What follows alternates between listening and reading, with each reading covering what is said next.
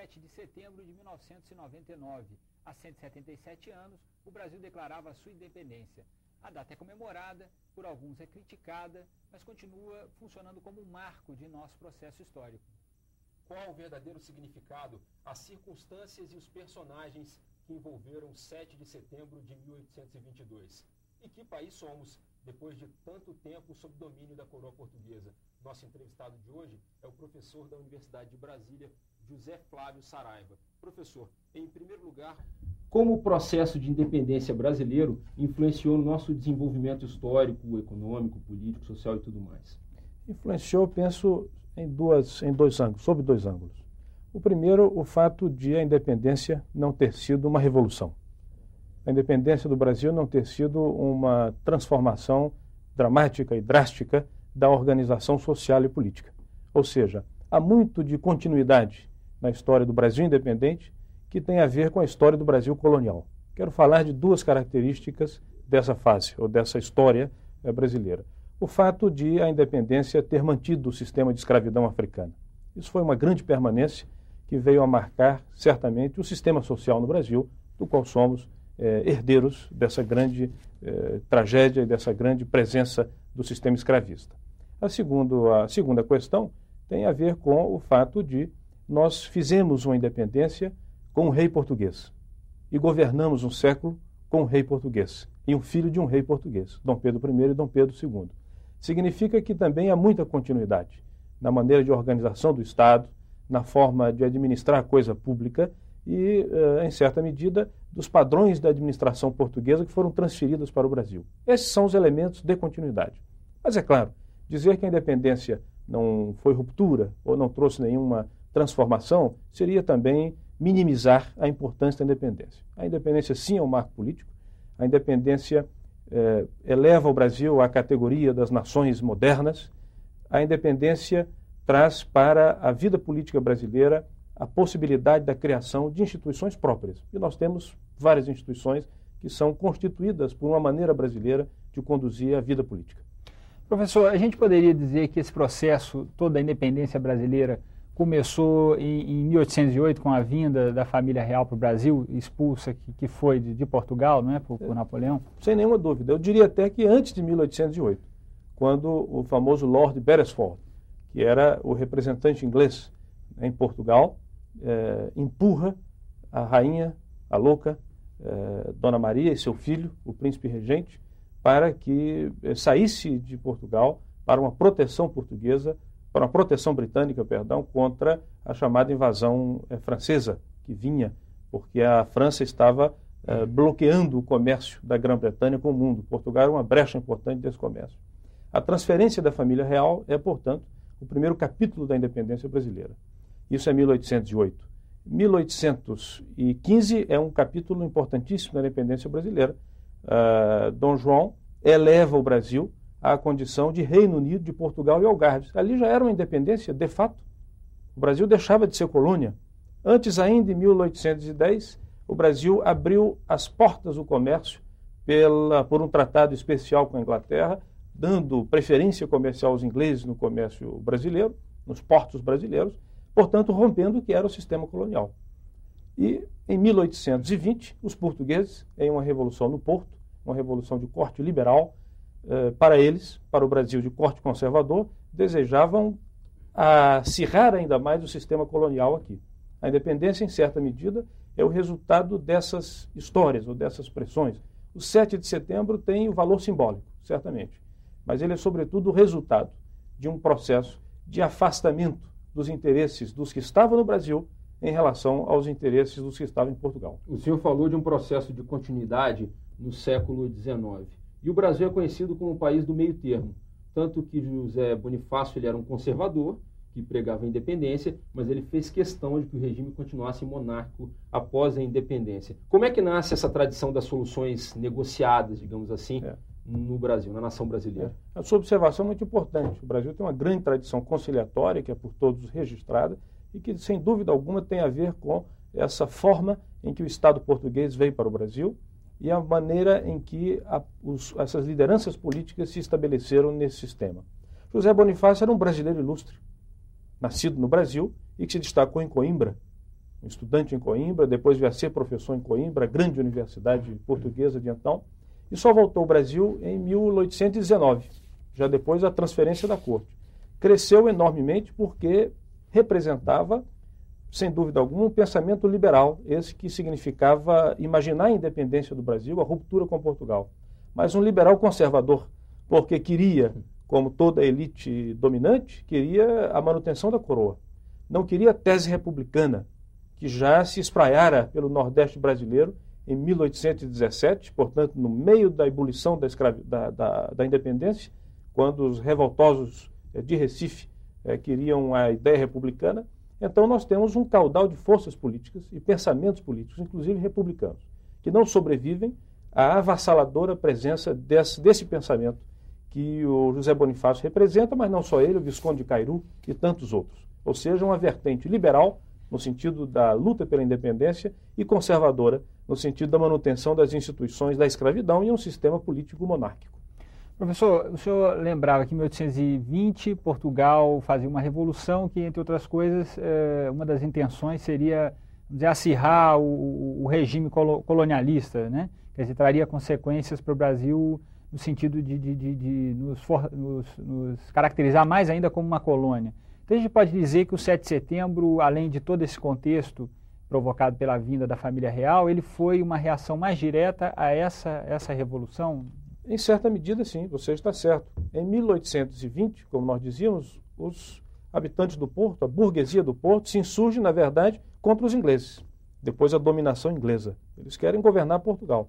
Só que governar Portugal significava levar o rei que estava no Brasil, cujo centro da coroa era o Rio de Janeiro, não mais Lisboa nem o Porto.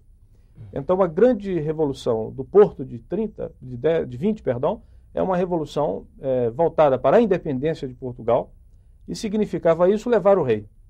Ao mesmo tempo, como os ingleses tinham tido preferências comerciais a partir de 1810, significava também combater os ingleses no Brasil e, sobretudo, recolonizar o Brasil, recolocar o Brasil no sistema do exclusivo colonial.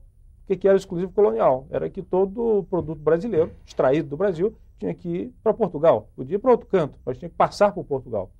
Essa é a tese das cortes que se reúnem no Porto, exigindo o retorno do rei, agora rei, né? Porque quando morre a rainha Dona Maria, o rei assume em 1818. O Dom João deixa de ser príncipe regente, passa a ser rei. Exige o retorno do rei. Só que o rei não queria ir para Portugal, foi obrigado a ir a Portugal. E deixa aqui o seu filho. E diz a ele, ao perceber a tendência independentista: cuide dessas terras antes que algum aventureiro faça, em outras palavras. Mas deixou essa tese, deixou essa ideia, porque percebera Dom João que não tem nada a ver com o que a Carla Camurati desenha no seu livro, no filme Carlota Joaquina, acerca de Dom João. É uma grande injustiça histórica colocar Dom João como grande comedor de frangos, né, e um homem sem visão política. Dom João enxergou o Brasil. Dom João enxergou o fato de que aqui havia forças e interesses que dariam muita estabilidade em uma forma de governo organizada e independente. E Dom João fez essa transição. Ele é um homem cêntrico na compreensão da independência brasileira. O senhor diria, então, que pelo menos 50% do crédito da independência brasileira teríamos que dar a Dom João, que em geral lembramos mais de Dom Pedro I, né? Sem dúvida, sem dúvida, sem dúvida. Dom Pedro era um rapaz de 24 anos. Dom João era um homem que havia experimentado a ocupação francesa, que conhecia os meandros da política portuguesa, que trouxeram o Estado português. Foram 10 a 15 mil pessoas que, em 3 dias, em novembro de 1807, abarrotaram as caravelas para virem, no primeiro lugar, a Salvador, depois ao Rio de Janeiro, e trouxeram tudo, os arquivos, trouxeram toda a burocracia portuguesa, trouxeram o tesouro português. A corte foi transplantada para os trópicos. E quem fez isso? Foi Dom João. Ele enxergou isso, era príncipe regente, e aqui convenceu-se da tese independentista. Se não da tese independentista, mas de que havia forças políticas o suficiente para impulsionar o Brasil para ter um destino próprio. Professor, eu acho que isso é importante sublinhar no caso de Dom João. Foram mais de 300 anos sob domínio da coroa portuguesa. A partir de que momento histórico o Brasil identifica uma identidade nacional para que surja uma verdadeira nação? Isso, a sua questão é também de grande relevância, porque a independência, em certa medida, é uma construção de grupos políticos que estavam no Estado. A nação não existia. A nação é construída depois do Estado. E essa é uma característica que talvez permita entender parte das nossas dificuldades do presente. O Estado independente é formado antes da nação. A nação brasileira, é claro, há matrizes, há raízes no período colonial, nos 300 e tantos anos que você se referia, mas a nação é, sobretudo, uma construção do século XIX para o século XX. A formação brasileira. Quantos brasileiros éramos na independência?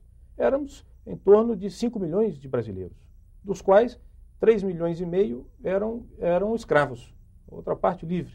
Então não tínhamos uma nação, eram ilhas, né? Era um universo despovoado. Essa construção foi gradual, onde certamente o Estado teve uma grande força no sentido de construir teve um grande poder no sentido de construir uma nação com uma liderança política muito orgânica, muito conciliatória. Mas também tem uma nação que cresceu de baixo para cima, não é? A nação dos miscigenados, a nação das fronteiras, a nação dos sertões, a nação das minas, a nação daqueles que eram escravos e que algum dia conquistaram a liberdade, ainda que limitada pelas condições econômicas impostas, né? Professor, o episódio da abertura dos portos, que guarda alguma similitude aqui com esse momento que nós vivemos de abertura, de globalização, né? Qual foi o impacto naquele momento da abertura dos portos, né, levada a cabo por Dom João? E completando a pergunta, vários historiadores e várias pessoas que estudam, que se debruçam sobre a história, acreditam que a independência do Brasil foi apenas uma possibilidade de se abrir o comércio com outros países e não somente com Portugal. Qual é a sua visão sobre isso? Veja bem, isso é muito interessante, porque Dom Pedro, ao chegar, as primeiras atitudes são de implantar indústrias no Brasil, porque tinha a ideia produtivista, a ideia que seria modernamente apresentada do desenvolvimentismo, né? Postem nas palavras do século atual. E isso tudo não gera nada nas primeiras décadas, porque o fato simultâneo foi a da abertura dos portos. Imposição britânica, sem dúvida alguma. Negociada, sem dúvida alguma. Mas, sobretudo, essa política de portas abertas causou grande ruína à possibilidade de uma evolução econômica mais importante, mais efetiva, de base local, nas primeiras décadas da independência do Império. Mas em 1840, o Brasil já rompe esses acordos, pela chamada Tarifa Alves Branco, e passa a ter um certo desenvolvimento já mais interno, produtivo, muito interessante e importante, que vai, em certa medida, explicar quanto depois da industrialização se beneficiou dessas medidas de fim das preferências britânicas no comércio brasileiro. É possível falar sobre uma tradição imperialista influenciando nesse século XIX, XX, XVIII no Brasil? No início do século XIX não se falaria tanto de imperialismo, mas falaria de um liberalismo muito forte, liberalismo político e econômico liderado pela Grã-Bretanha, que tinha certamente o que nós chamamos de política de portas abertas. Tinha que abrir todo canto. Isso era um grande cinismo histórico, porque a Inglaterra tinha sido partícipe do grande tráfico de escravidão. E agora queria encerrar a escravidão e abrir os portos para um novo ciclo liberal. Cinismo das elites britânicas, sem dúvida, mas, sobretudo, um projeto válido para os ingleses, do seu desenvolvimento, da sua revolução industrial, né? Claro. Ao Brasil tocou acompanhar algumas dessas teses, perceber que elas não se adaptavam ao projeto brasileiro e modificá-las ao longo do século XIX. O Brasil teve uma relação com a Grã-Bretanha no século XIX, que foi uma relação não só de dependência, como alguns dizem, mas uma relação de enfrentamento de dificuldades econômicas e políticas com relação a essas tarifas, para proteger algum desenvolvimento de uma indústria nacional. Isso ocorre no século XIX, é esse embate. O parlamento brasileiro é cheio dessa discussão no século XIX. Certo? Professor José Flávio, no momento em que, ao mesmo tempo em que José Bonifácio, que é tido como patriarca, né, da independência, ele, de alguma forma, orientava Dom Pedro no sentido da linha que adotaria nesse rompimento, e tendia sempre a uma linha mais conservadora, vamos dizer assim. Existia uma corrente mais liberal também, sim, que preconizava um liberalismo, enfim, a abolição da escravidão.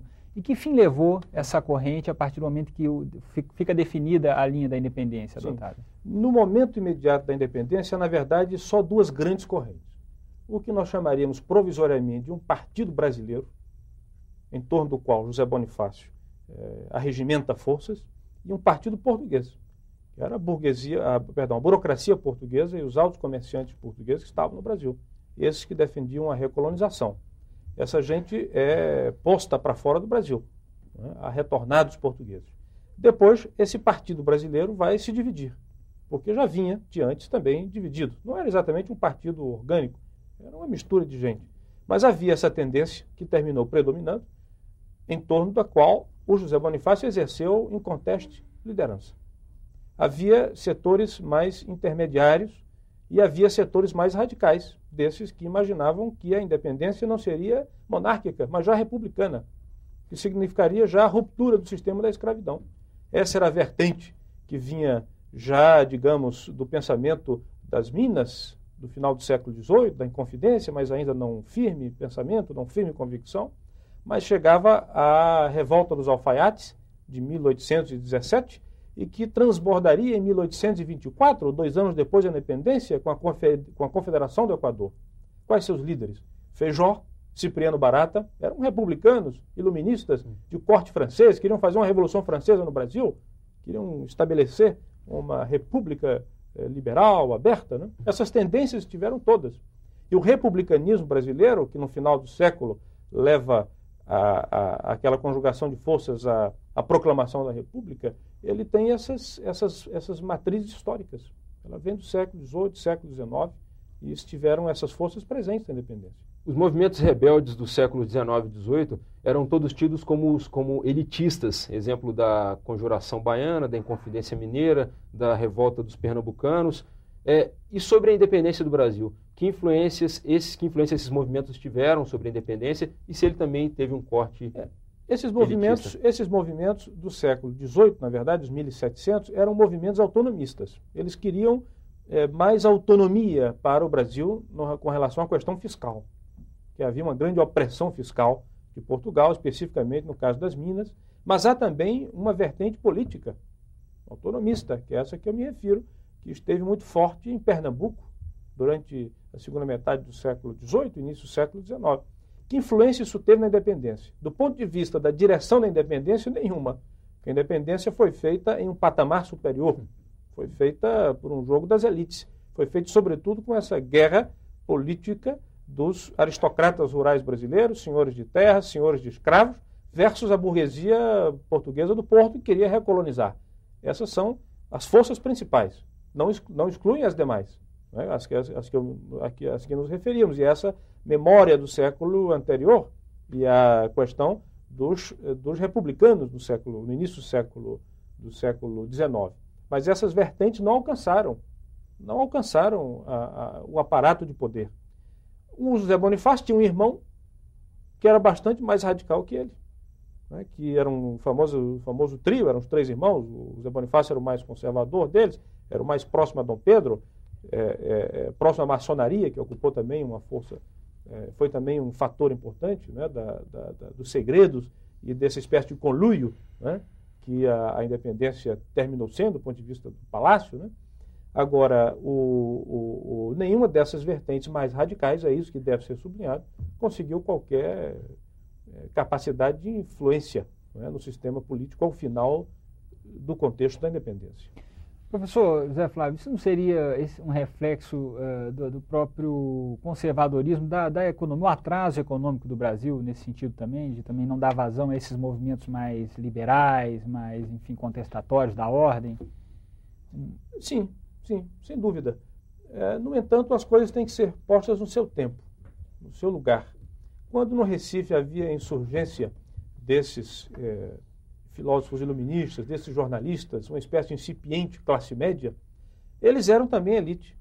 Eles tinham também estudado na Europa, eles tinham lido Rousseau, eles conheciam as chamadas ideias libertárias francesas, que assim se chamavam então na época. No entanto, essa elite, evidentemente, não podia navegar sobre um contexto histórico-social, cujo processo produtivo era a escravidão, cuja base era a exportação monocultora, com alguma diversificação de produtos agrícolas, né? Então, no seu tempo, esses movimentos tiveram força, sem dúvida, tiveram força simbólica, no ponto de vista do republicanismo, mas eles, eu diria, não chegaram a permear o sistema político brasileiro com uma hipótese radical mais segura, ou mais firme, né, que viesse realmente a incomodar a maneira em que a independência brasileira foi feita. Eu diria o seguinte, que em 1817, portanto faltando 5 anos para a independência, quando ocorre a revolta dos alfaiates, que é talvez a primeira revolta social e política revolucionária, clara, com ideário político revolucionário no Recife, aquilo foi massacrado dramaticamente e, encerrado aquilo, ninguém imaginaria que 5 anos depois estaria o Brasil independente da maneira em que foi.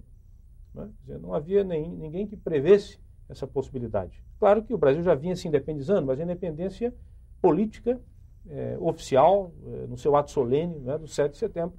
Ninguém imaginava aquela, vamos dizer assim, o desenvolver daquele processo daquela maneira, da forma em que aconteceu. Uma última pergunta, professor. Infelizmente, nosso tempo está se esgotando, mas o Brasil possui ou não tradição democrática? Existem 2 visões sobre isso. Uma que diz que nós temos eleições parlamentares desde 1826 e outra que lembra, por exemplo, da participação dos militares na política nos últimos 100 anos, o que denotaria uma fragilidade das estruturas políticas. Qual a sua opinião sobre isso? O que é interessante disso é que no século XIX o Brasil produziu uma certa tradição democrática, mas uma democracia muito falsa, uma democracia ao revés das tendências democráticas europeias, porque era uma democracia censitária, cujo voto era censitário e sustentada em um grande bolsão social da escravidão e de emancipados que viviam às margens do sistema político e do sistema social. Quer dizer, é uma democracia capenga. Então, buscar no século XIX o parlamentarismo brasileiro, que funcionou eficazmente dentro do espectro do que as elites desejavam, está muito bem. Agora, dizer que temos uma tradição democrática aprofundada no parlamentarismo do século XIX é forçar um pouco a história. Né? A presença dos militares na política foi uma presença redentorista. Os militares entraram para moralizar a política. No final do século XIX, os tenentes do século XX, são essas gerações que acharam que tinha uma espécie de desiderato, de obrigação de salvar a corrupção política. Essa linha que chega a 64, né? Essa reivindicação da moralização, que é uma tradição interessante, mas é uma tradição de corte intervencionista, portanto antidemocrática. Eu diria que o Brasil ainda é uma jovem democracia e que tem muito a aprender. Professor José Flávio, gostaria de agradecer a sua presença aqui nos nossos estúdios. O assunto realmente dá margem a uma conversa longa, né? São muitas questões que a gente tem aí para abordar, mas gostaríamos de agradecer então a sua entrevista e você, telespectador, continue com a nossa programação. Obrigado e até a próxima.